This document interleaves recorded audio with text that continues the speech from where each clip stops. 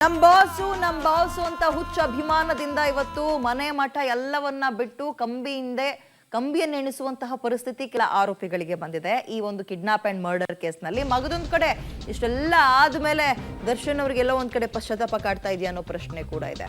ಪೊಲೀಸರ ಮುಂದೆ ನಟ ದರ್ಶನ್ ಒಂದೇ ಮಾತಾಡ್ತಾ ಇರೋದಂತೆ, ಸರ್ ನಂಗೇನು ಗೊತ್ತಿಲ್ಲ, ಅವನನ್ನು ಕರ್ಕೊಂಡು ಬಂದಿದ್ದು ನನಗೆ ಗೊತ್ತಿಲ್ಲ, ಬುದ್ಧಿ ಹೇಳಿ ಕಳಿಸಿ ಅಂದಿದ್ದೆ, ಬಟ್ ಇವರು ದುಡುಕ್ ಬಿಟ್ಟಿದ್ದಾರೆ, ಅವನನ್ನು ಕೊಲೆ ಮಾಡಬೇಕು ಅನ್ನೋದು ಇರಲಿಲ್ಲ, 4 ಬಿಟ್ಟು ಸಾರಿ ಕೇಳಿಸಿ ಕಳಿಸ್ಬೇಕು ಅಷ್ಟೇ ಇದ್ದಿದ್ದು ನಮ್ಮ ತಲೆಯಲ್ಲಿ, ಬಟ್ ಪರಿಸ್ಥಿತಿ ಕೈ ಮೀರಿ ಹೋಗ್ಬಿಟ್ಟಿತ್ತು, ನಾನು ಅಲ್ಲಿಂದ ಬಂದ ಮೇಲೆ ಇವರೆಲ್ಲ ಹಿಂಗೆ ಮಾಡಿದ್ದಾರೆ ಅಷ್ಟೇ ಸರ್ ಅಂತ ಪದೇ ಪದೇ ಹೇಳ್ತಾ ಇದ್ದಾರಂತೆ. ಇರಬಹುದು ಗುಬ್ಬಿ ಮೇಲೆ ಬ್ರಹ್ಮಾಸ್ತ್ರ ಯಾಕೆ ಅನ್ನುವಂತಹ ಮನಸ್ಥಿತಿ ಇದ್ದು ಜಸ್ಟ್ 1-2 ಪೆಟ್ಟು ಕೊಟ್ಟು ಕಳಿಸಿದ್ರು ಕೂಡ ಆಗ್ತಿತ್ತು, ನಾವು ಅಂದ್ಕೊಂಡಿದ್ದು ಅದೇ ಅಂತ. ಅಷ್ಟು ಮಾಡೋ ಅಗತ್ಯ ಇರಲಿಲ್ಲ. ಚಿತ್ರದುರ್ಗಕ್ಕೆ ಒಂದು ಸ್ಟೇಷನಿಗೆ ಕಾಲ್ ಮಾಡಿ ಸರ್ ಹಿಂಗಿದೆ ನೋಡ್ಕೊಳ್ಳಿ ಅಂದ್ಬಿಟ್ಟಿದ್ರೆ ಪೊಲೀಸರು ತಲೆ ಮೇಲೆ ಹೊತ್ಕೊಂಡು ಮಾಡ್ತಾ ಇದ್ರು ಆ ಕೆಲಸನ.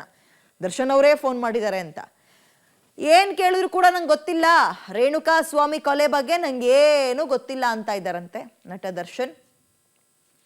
ಅವನನ್ನ ಕರ್ಕೊಂಡು ಬಂದಿರೋದು ಕೂಡ ನನಗೆ ಗೊತ್ತಿಲ್ಲ ಅಂತ. ಇದು ನಂಬೋ ಮಾತಾ? ಗೊತ್ತಿಲ್ಲ, ತನಿಖೆ ಆಗ್ಲಿ, ಅವ್ರು ಹೇಳಿದ ನಿಜನ ಸುಳ್ಳ ಗೊತ್ತಾಗುತ್ತೆ. ಅವನನ್ನು ಕರ್ಕೊಬಂದಿರೋದು ಗೊತ್ತಿಲ್ಲ. ಆವತ್ತು ನಾನು ಸ್ಟೋನಿ ಬ್ರೂಕ್ ರೆಸ್ಟೋರೆಂಟ್ನಲ್ಲಿ ಇದ್ದೆ ಅವತ್ತು ನಾನು.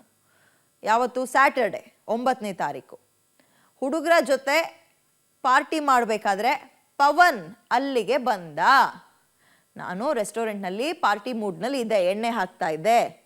ಪವನ್ ಹುಡುಗರ ಜೊತೆ ನಾನು ಇದ್ದಾಗ ಅಲ್ಲಿಗೆ ಬಂದ. ನನ್ನ ಕಿವಿಯಲ್ಲಿ ರೇಣುಕಾ ಸ್ವಾಮಿನ ಕರ್ಕೊಂಡು ಬಂದಿದ್ದೀವಿ ಅಂತ ಹೇಳ್ದ. ವಿಚಾರ ಅಷ್ಟೊತ್ತಿಗೆ ಆಲ್ರೆಡಿ ಗೊತ್ತಿತ್ತು. ಪವಿತ್ರಾಗೆ ಈ ರೀತಿಯ ಕೆಟ್ಟ ಅವಾಚ್ಯ ಶಬ್ದಗಳಿಂದ ಮೆಸೇಜ್ ಮಾಡೋದು, ಏನೇನೋ ಫೋಟೋ ಕಳಿಸೋದು ಮಾಡ್ತಿದ್ದ ಈತ ಅಂತ ಗೊತ್ತಿತ್ತು. ಮನೆಗೆ ಹೋಗಿ ನಾನು ಪವನ್ ಬಂದು ನನಗೆ ಹೇಳಿದಾಗ ಪವಿತ್ರನ್ ಕರ್ಕೊಂಡು ಅವ್ರು ಹೇಳಿದ್ರ ಜಾಗ ಶೆಡ್ಡು, ಅಲ್ಲಿಗೆ ಹೋದೆ. ಆ ಶೆಡ್ಡಲ್ಲಿ ಈ ರೇಣುಕಾ ಸ್ವಾಮಿಯನ್ನ ಇರಿಸಿದ್ರು ಹುಡುಗರು. ಪವನ್ ಬಂದು ಕಿವಿಗೆ ಹೇಳ್ದ, ಅಣ್ಣ ಕರ್ಕೊಬಂದಿದ್ದೀವಣ್ಣ ಅಂತ. ನನ್ನ ಇಂಟೆನ್ಷನ್ ಅವನನ್ನ ಕೊಲೆ ಮಾಡೋದು ಅಂತ ಇರಲೇ ಇಲ್ಲ. ನನ್ನ ಇಂಟೆನ್ಷನ್ ಅಥವಾ ನಾನು ಅಂದ್ಕೊಂಡಿದ್ದು ಅವನಿಗೆ ಕೊಲೆ ಮಾಡಬೇಕು, ಸಾಯಿಸ್ಬೇಕು, ಅದು ಯಾವುದೂ ಇರಲಿಲ್ಲ. ಒಂದು 4 ಕಪಾಳಕ್ಕೋ ಅಥವಾ ಸೊಂಟಕ್ಕೋ ಬಿಟ್ಟು ಒಂದ್ಸಲ ಸಾರಿ ಕೇಳಿಸಿ ಇನ್ನೊಂದ್ಸಲ ಹಿಂಗಾಗಲ್ಲ ಅಂತ ಹೇಳಿಸಿ ವಾಪಸ್ ಕಳಿಸ್ಬೇಕು ಅಂತ ಇದ್ದಿದ್ದಷ್ಟೇ. ಪವಿತ್ರನ ನೋಡ್ತಿದ್ದಂಗೆ ತಪ್ಪಾಯ್ತು ಅಂತ ಆತ ಕೇಳ್ಕಂಡಂತೆ. ಶೆಡ್ಡಿಗೆ ಇವರಿಬ್ರು ಹೋದ್ರಲ್ಲ, ದರ್ಶನ್ ಮತ್ತು ಆತನ ಪ್ರೇಯಸಿ ಪವಿತ್ರ. ಊಟಕ್ಕೆ ಕಾಸು ಕೊಟ್ಟು ಊಟ ಮಾಡ್ಕೊಂಡು ಊರಿಗೆ ಹೋಗ್ತಾ ಇರು ಸುಮ್ಮನೆ ಅಂತ ಅಂದೆ ನಾನು. ಪವಿತ್ರ ನೋಡ್ತಿದ್ದಂಗೆ ಅವನು ಸಾರಿ ಕೇಳ್ಬಿಟ್ಟ, ಹೊಡೆಯಕ್ಕಿಂತ ಮುಂಚೆನೆ ಸಾರಿ ಕೇಳ್ಬಿಟ್ಟ, ತಗ ದುಡ್ಡು ಊಟ ಮಾಡ್ಕೊಂಡು ನಡೀತಾ ಇರು ಮನೆಗೆ ಅಂತ ಅಂದೆ ನಾನು. ನಂದೇನು ತಪ್ಪಿಲ್ಲ ಇದರಲ್ಲಿ.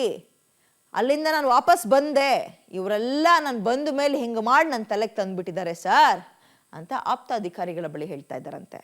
ಅಷ್ಟೇ ಸರ್ ಅಂತ ಪೊಲೀಸರ ಮುಂದೆ ಪದೇ ಪದೇ ಹೇಳ್ತಿದ್ದಾರಂತೆ. ಇರಬಹುದು ಚಾನ್ಸಸ್, ಹೀಗೂ ಕೂಡ ಆಗಿರ್ಬೋದು. ಬಟ್ ಕುಡಿದ ಮತ್ತು ಇಲ್ಲಿ ತನಕ ತಂದು ನಿಲ್ಸಿದೆ. ಹಾಗಾದ್ರೆ ಮರ್ಮಾಂಗಕ್ಕೆ ಹೊಡೆದ್ರು, ಕಪಾಳಕ್ಕೆ ಹೊಡೆದ್ರು, ಕೈಗೆ ಸಿಕ್ಕಿದ್ದು ರಾಡು, ಮರದ ಪೀಸಿಂದ ಎಲ್ಲ ಹೊಡೆದ್ರು, ಅದೆಲ್ಲ ಸುಳ್ಳ? ಹಾಗಾದ್ರೆ ಆರೋಪಿಗಳು ಹೇಳ್ತಿರೋದು ಸುಳ್ಳ?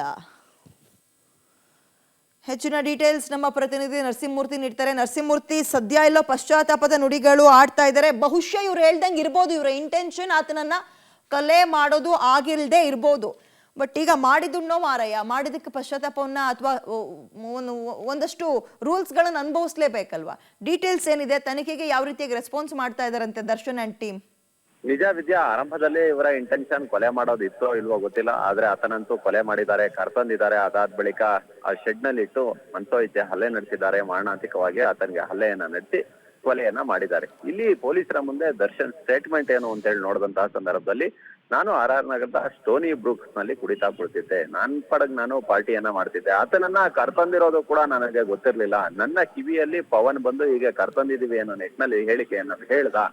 ಅದಾದ ಬಳಿಕ ನಾನು ಪವಿತ್ರ ಮನೆಗೆ ಹೋಗಿ ಪವಿತ್ರಳನ್ನ ಕರ್ಕೊಂಡು ಶೆಡ್ ಬಳಿ ಹೋದೆ. ಆಗ ಈ ರೀತಿ ಎಲ್ಲ ಮಾಡ್ಬೇಡ ಅಂತೇಳಿ ಆತನಿಗೆ ವಾರ್ನ ಮಾಡಿ ಆ ಬಳಿಕ ನಾನು ಆತನಿಗೆ ದುಡ್ಡು ಕೊಟ್ಟು ಅಲ್ಲಿಂದ ಹೊರಟೋದೆ. ಇವರು ಕೊಲೆ ಮಾಡೋರೆ ಅನ್ನೋದು ನನಗೆ ಗೊತ್ತಿಲ್ಲ ಅನ್ನೋ ನಿಟ್ಟಿನಲ್ಲಿ ದರ್ಶನ್ ಪೊಲೀಸರ ಮುಂದೆ ಹೇಳಿಕೆಯನ್ನ ಕೊಟ್ಟಿದ್ದಾರೆ ಅನ್ನೋ ಮಾಹಿತಿಗಳು ಲಭ್ಯವಾಗ್ತಿದೆ. ಅಲ್ಲಿಗೆ ಇವರ ಇಂಟೆನ್ಷನ್ ಕೊಲೆ ಮಾಡೋದಿತ್ತೋ ಇರ್ಲಿಲ್ವೋ ಗೊತ್ತಿಲ್ಲ, ಆದ್ರೆ ಒಂದು ಅಮಾಯಕ ಜೀವವಂತೂ ಬಲಿಯಾಗಿದೆ.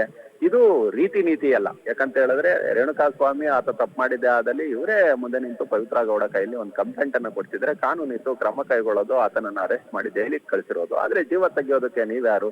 ಹೀಗಾಗಿ ಈ ಕೊಲೆ ಪ್ರಕರಣದಲ್ಲಿ ದರ್ಶನ್ ಹಲವಾರು ಕಡೆ ಇನ್ವಾಲ್ವ್ಮೆಂಟ್ ಇದೆ.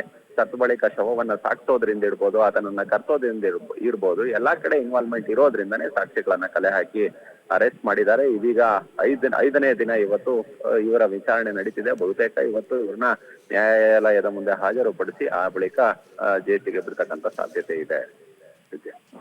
ಓಕೆ, ಥ್ಯಾಂಕ್ ಯು ತಮ್ಮ ಡೀಟೇಲ್ಸ್ಗೆ.